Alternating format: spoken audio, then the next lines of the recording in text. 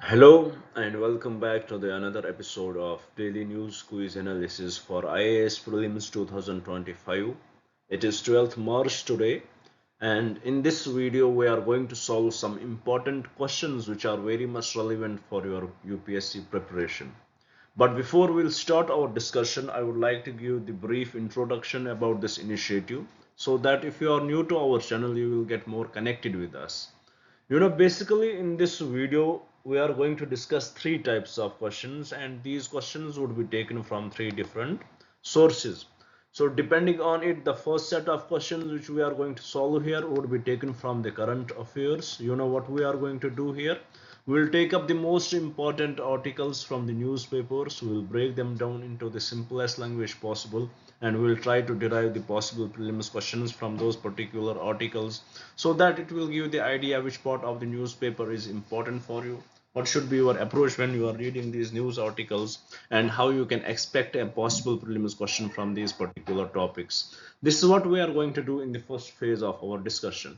After solving questions from the current affairs, we will shift our approach to the another part, which is we will discuss questions from the static topics based from the static portion. Here currently we are discussing Indian polity, and in Indian polity we are discussing the Parliament of India, and in Parliament of India we are discussing the Raj Sabha right now.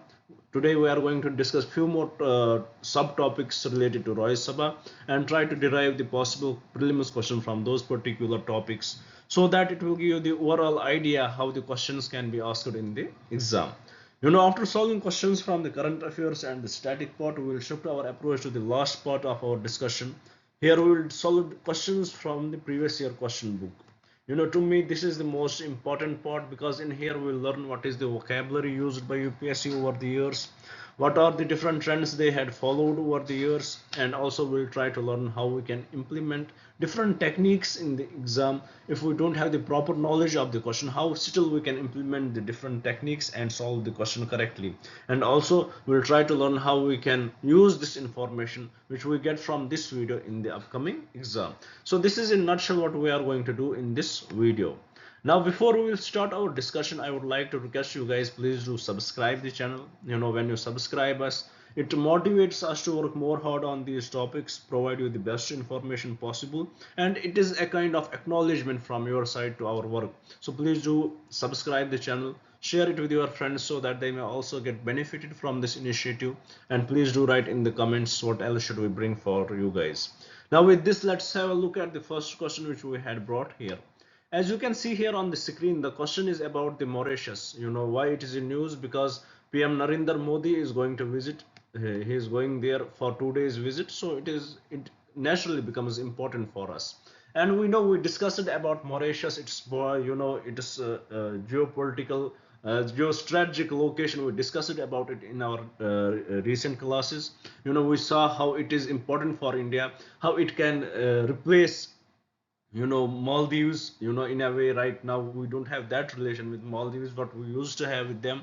And also we saw that what is the diaspora there, how much what is the what is their what how people are living there. We discussed that, and we also saw that the population of Mauritius, what is their origin, how 75% or approximately 75% of Mauritian people are actually Indian origin because of the indentured labor system during that time. And we also saw that how we share the same history of colonial era, that we both were the colonies of Britain.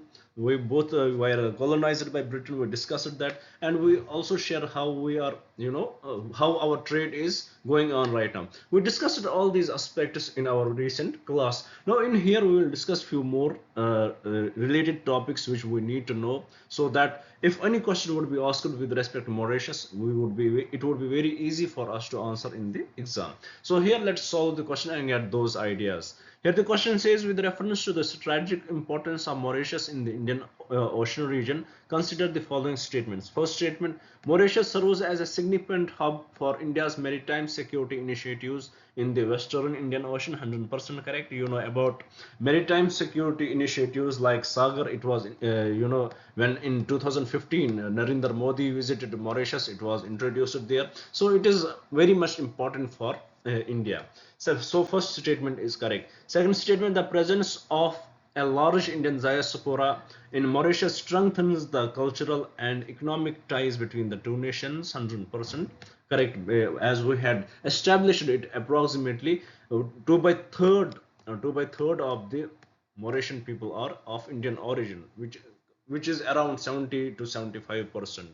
Third statement, Mauritius' geographical location makes it irrelevant for monitoring key shipping lanes. Totally incorrect and absurd statement. You need to have some incorrect statement here, which I often bring, so that it will develop your elimination technique. Where if you would have found it, you could easily eliminate option A and option D, and we know that option 1 and 2 are correct, so only this option is left which can be the correct answer. So definitely we would have established our answer by just reading three statements only. Now here let's have a look at the fourth statement too.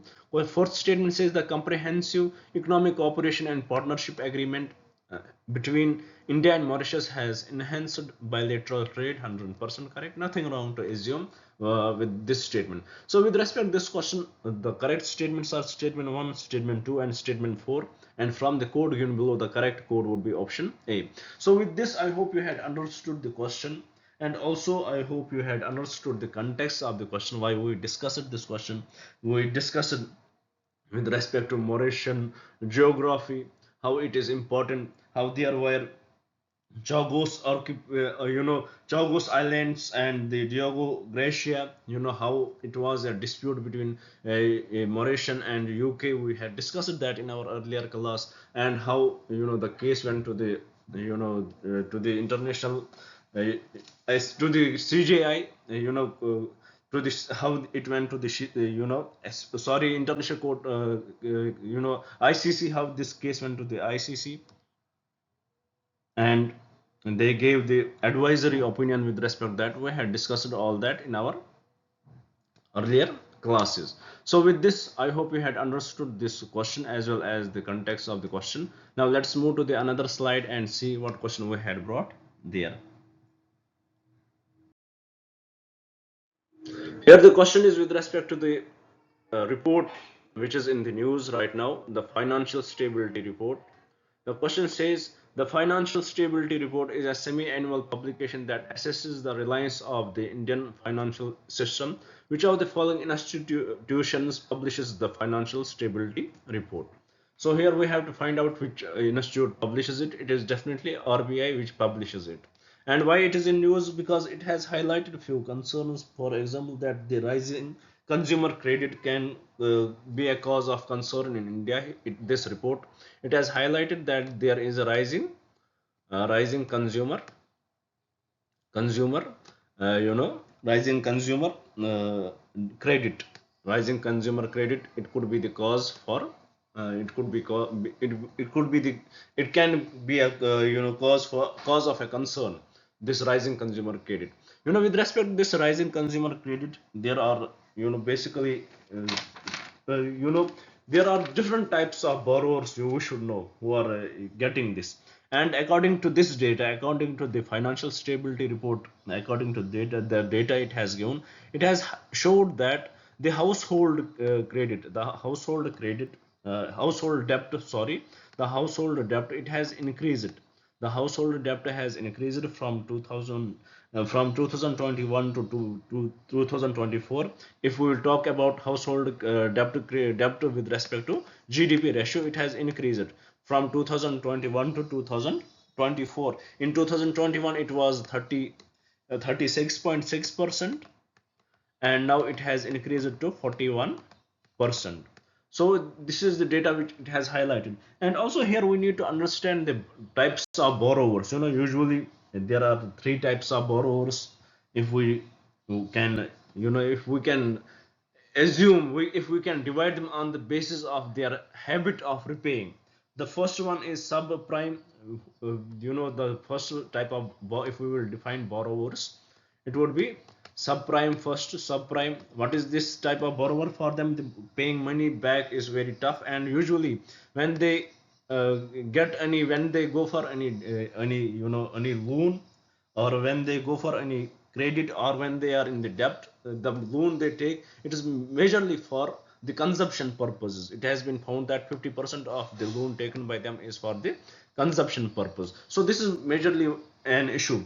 After these, after subprime, there are two others, which is prime and quality borrowers. Prime borrowers and quality borrowers, these borrowers are those who buy for the asset creation. And also with respect to them, if they borrow, they are very good in repaying the loans. So here the idea is very clear. If you are taking loans for the consumption, then that is very bad. And if you are taking loans for what, for asset creation, then that borrowing is very good. But here the issue is the household borrowing is increasing, and also and also the borrowing from the subprime is majorly for the consumption. That is also there. So there is an issue with respect to the borrowing. That is the data which was highlighted by the financial stability report. I hope you had understood the question as well as the context behind it. Now with this, let's move to the another slide and see what question we had brought there. Well, here the question is with respect to the Samagra Shiksha Abhiyan. The question is with respect to Samagra Shiksha Abhiyan. About Samagra Shiksha Abhiyan, please remember few things about it. First thing, it is a centrally sponsored scheme. It is a centrally sponsored scheme. Please note that it is a centrally sponsored scheme, and the contribution for from the center to the states varies from state to state. Here, with respect to Tamil Nadu, if we are, as you know, if you would had heard about Samagra Shiksha Abhiyan, you had assumed that it is the issue of Tamil Nadu, because they believe that the funds which are not given to them under this scheme because of not implementing the National Education Policy 2020, the three language policy in it. So it is about Samagra Shiksha Abhiyan. It is a centrally sponsored scheme, and funding achieved through it is 60:40. 60% would be from the center and 40% from the state. And it is the main reason, main idea about the Samagra Shiksha Abhiyan is to implement, help states to implement what? To implement National Education Policy of 2020. So why it is in news? As I had already discussed about it in our previous classes, but here also I would like to repeat it, that it is in news because right now there is a bone of contention between center and the Tamil Nadu. What does the Central Union Ministry of Education and the Tamil Nadu government? What does the Tamil Nadu government policy 2020? In that, especially, they don't need, they don't need three language policy. They just need two language policy, and they are not going to implement three language policy. And if they are not going to implement three language policy, then they are not implementing the National Education Policy 2020, which is the main, which is the main function under Samagra Shiksha Abhiyan. And so with respect to that, they are not going to get the funds, and they believe their funds are withheld, and they are believing that, if the central government is withholding the funds, they are playing with the future of the students, they are playing with the aspirations of the students. So this is the whole issue right now. And also, we know we had done the discussion about the national education policy, about the three language model, whether it is good. It may be suited for some areas, but it may not suit everywhere. One thing fits all does not, is not very good for every state, according to some. And there are various arguments which could be given here. For example, it is not necessary. If one argument given here is that, if for suppose, if what is wrong with Tamil Nadu going for the three education policy? Suppose if they don't like Hindi, don't go for Hindi. Choose some other language, some other South Indian language which will suit your three language policy model. So don't go for Hindi. That is one issue which that can be the one solution. And another solution which is highlighted by the author also, that why the government is that much concerned for the Tamil Nadu. Even Tamil Nadu's, if we education system we will see, the enrollment rate we will see, it is very high. Let's keep Tamil Nadu there, and let's shift towards other states like Bihar and UP, where the enrollment is very low. Let's focus on them. So these are few things which were highlighted in the article too about national education policy. Why not Tamil Nadu go for the third three language policy and choose some other language rather than Hindi? And also, why not, if let's have a market look on it, if Hindi serves the interest of the students of the Tamil Nadu, then they should think over it, they should go for it. If Hindi does not serve the interest, then they should leave it and choose another language. So why there is unnecessary discussion? That is what the author here highlights. That is the whole issue.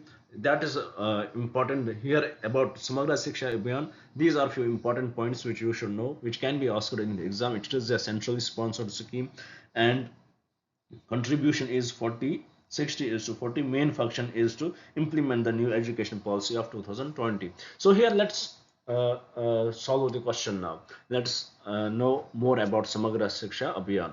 Here the question says, with reference to the Samagra Shiksha Abhiyan, consider the following statements. It is an integrated scheme for school education, 100% correct. Extending from preschool to senior school, secondary levels, 100% correct, nothing wrong with it.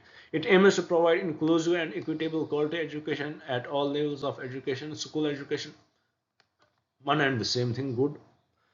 It subsumes the previously existing schemes of Sarva Shiksha Abhiyan, Rashtriya Madhyamik Shiksha Abhiyan, and teacher education. Please remember these schemes. These schemes. A question about it can be asked in the exam. Which are the schemes under Samagra Shiksha Abhiyan? So you should know that it is Sarva Shiksha Abhiyan, it is Rashtriya Madhyamik Shiksha Abhiyan, and teacher education. So this statement is also correct. Fourth statement is solely funded by the state government. No, it is incorrect. It is funded by it is a centrally sponsored scheme. So 60% is funded by the central, and the remaining is funded by the state. So fourth statement is incorrect. Eliminate this, and eliminate this. We are left with option A, that is 1, 2, and 3 only. With this, I hope you had understood the question as well as the context behind the question. Now with this, let's move to the another slide and see what question we had brought in here.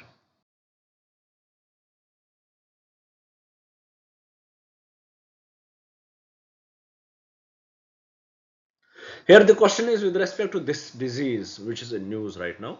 The name of the disease is trichophyton indotinia. Why it is in news? Because of the name of this disease. Why, how it was found in, who discovered it? It is a Japanese doctor who discovered it on the patients from the on few patients in India and Nepal, and he gave it name this indotinia as if it is derived from the India. So this is the real reason why this is in discussion. There is an issue with, as there was an article in the newspaper which talked about what is in a disease's name. There was an article in the newspaper from where we had brought this question. What is in disease's name? So, usually we think, what is in disease's name? What does it show? It is better to cure it. Why do we need to think much over it? There is definitely much involved in disease's name. For example, if any disease is named after any particular country, then there would be a stereotype developed in the world that particular country people are infected. They have particular disease in them. For example, how COVID-19 came. Many tried to name it Chinese virus. We saw that how Donald Trump even today calls it Chinese virus. So it is associating some disease with any particular country is not highly recommended. And the WHO had came up with the guidelines that there should be a scientific way to call to name any disease, and that should be done. And also, now here is the question: can right now, if this disease trichophyton indotinia is in news, can the name of this disease be changed? 100% it can be changed by the WHO if there is any particular issue. If WHO is satisfied that there is the need of changing the name of the name of the disease can be changed. So with this, I hope this much information is enough for you. This is in the news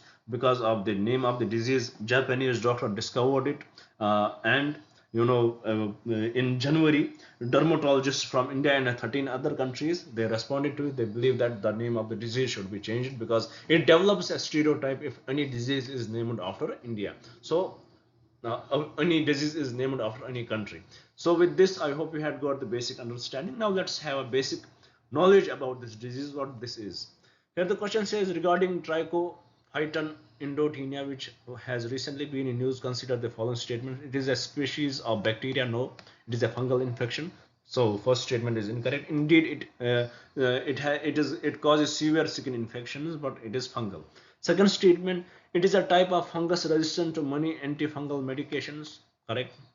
Third statement, it is separate, is primarily limited to regions with high altitudes and cold climates. No, it is not like that. It can be seen overall in wherever people get infected, and right now it has been seen in South Asia. Fourth statement, it is easily treatable with readily available over the counter creams. No, it is not that easily treatable. So with respect to this question, the correct statement would be statement 2 only. Please remember that it is a fungal infection. It impacts the skin, and dermatologists are involved with this. That much would be enough for you to answer the question. With this, I hope you had understood the question, and with this we had completed our discussion with respect to the questions from the current affairs. Now let's move to the another part and see what question we had brought from in this static portion here. Right now, as you know, that we are discussing Indian Parliament, and in Indian Parliament we are discussing the Raj Sabha, and in Raj Sabha we discuss a chairman, who are the presiding officers. We know about chairman. He is the vice president of India too. He acts as the chairman of the Raj Sabha. We had understood that. Today we will discuss about the deputy chairman through this question. The question says, with reference to the deputy chairman of the Raj Sabha, consider the following statements. First statement, the deputy chairman is elected by the members of the Raj Sabha from amongst its members. 100% correct. He is appointed by the members of the Raj Sabha from amongst its members. Second statement, the deputy chairman vacates their office if they cease to be a member of the Raj Sabha. 100% correct. Third statement, when the office of the chairman is vacant, the deputy chairman performs the duties of the chairman. 100% correct. Very simple. Fourth statement, the deputy chairman is appointed by the president. Totally incorrect answer and absurd statement. So fourth statement is incorrect. We are left with option A, that is 1, 2 and 3 only. And from the question given below, the correct answer would be option A. So with this, I hope you had got the basic idea about deputy chairman and deputy chairman of Raj Sabha. Now let's move to the last part of our discussion, where we will solve some previous year questions which we had brought today. Here today's question is about Israel has a common border with. As Israel is in news, please expect a question from Israel. Know everything about it. What are its common borders? Know its geography. Know the conflict between Israel and Gaza. Know about it. So know the agencies which were involved in. For example, International Criminal Court was involved with this. You know, ICJ was involved with this. So please know about them. It can be very much interesting for you. It can be very much important for you. Here the question says, Israel has common borders with Lebanon, Syria, Jordan, and Egypt. 100% correct. We can eliminate Turkey. We can eliminate Turkey here. We can eliminate Turkey here. So the correct question to this is option A. That is Lebanon, Syria, and Jordan. So with this, let's move to the another question from the previous year question and see what question we had. Here the question says, which among the following countries has the largest population? So please know, at least in our subcontinent, know the countries which has the largest population, know them serial wise. This can help you in solving many questions in the exam.